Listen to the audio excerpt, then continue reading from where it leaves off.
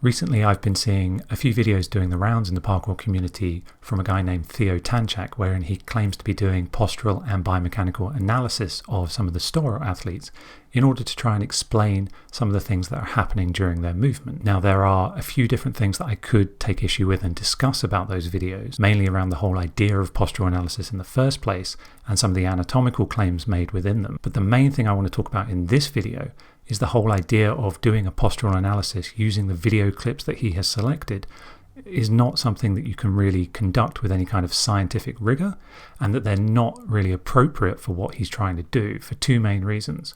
One, the clothing that the athlete is wearing, and two, the positioning of the camera in relation to the athlete and the action that is taking place. My name is James, I'm a sports therapist, and I'm also currently completing a Master's by Research in Sport and Exercise Science, Biomechanics.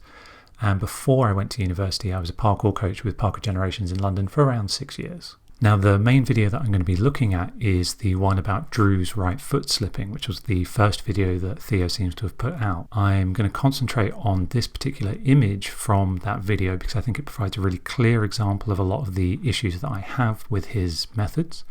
Now, you can find this image for yourself at about 1 minute 34 in the original video, and just for context, it shows the jump in slow motion and then it freeze frames, and Theo has drawn some lines over the top of Drew to try and illustrate the points he's making, which are that Drew is leaning towards his right hand side, his right shoulder is dropping towards his right hip. As a result, his weight is transferring to his left foot and his right foot is slipping. Now, there are a few things with that claim that I disagree with, but I think the main point is that this image, when it's on screen, is designed in such a way to try and show Drew leaning to the right or with his right hip raised, which you can see from the lines drawn on him. Now, to help me better talk about this image, I've brought it into some photo editing software just so I can zoom in and out a bit easier.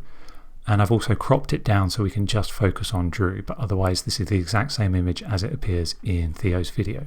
The first thing to talk about is, as I said, the clothing that Drew is wearing here. It's quite baggy, it's quite loose, and anytime you're performing a postural analysis, you actually want to be doing it with the athlete not wearing clothing over the area that you're interested in, or possibly wearing skin-tight clothing. This is for a very simple and I would say common sense reason that clothing can move. It can mask the areas that we're actually interested in and the anatomical markers we would normally look at in order to conduct an analysis. Now, to be fair, when you're looking at an image like this, you could potentially make some estimates about the exact positioning of his body. Perhaps if you saw particularly large deviations, you could identify those just by eye. But in most cases, this would not be an acceptable level of objective markers to perform a full postural analysis on an athlete. I don't think you could look at an image like this and, for example, reliably say that you know exactly where Drew's hips are. Now, the second point is that the lines drawn, I do not believe actually show what Theo is saying they show. That is that Drew is leaning to the right and that his hip is raised. I have actually used the color select tool in this photo editing software to create a duplicate of the lines that Theo has drawn over the top of Drew. They're a little bit blurry around the edges because of the color select tool, but the main thing I really want to be clear about is that I haven't changed the angle of anything. The lines are still in line with the originals. That's really important, that I want to be clear that I haven't rotated these lines at all. Look what happens now when I bring that line that is supposed to represent Drew's hips and show how the right hip is raised down to the wall underneath Drew.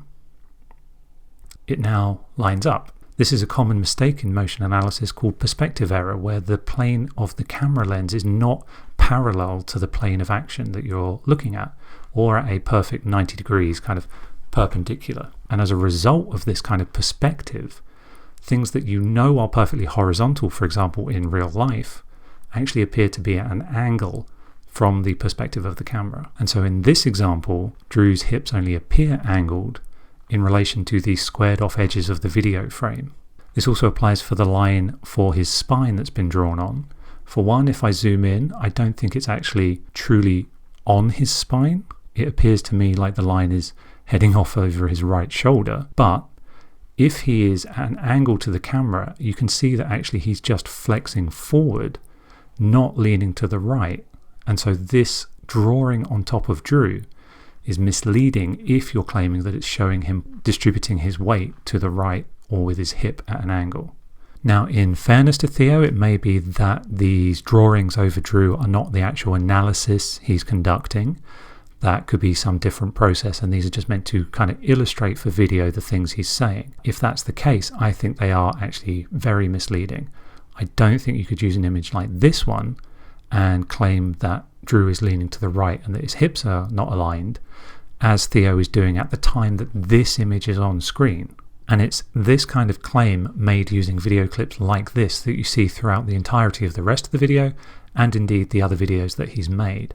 And I think they are not suitable for the kind of claims he is making.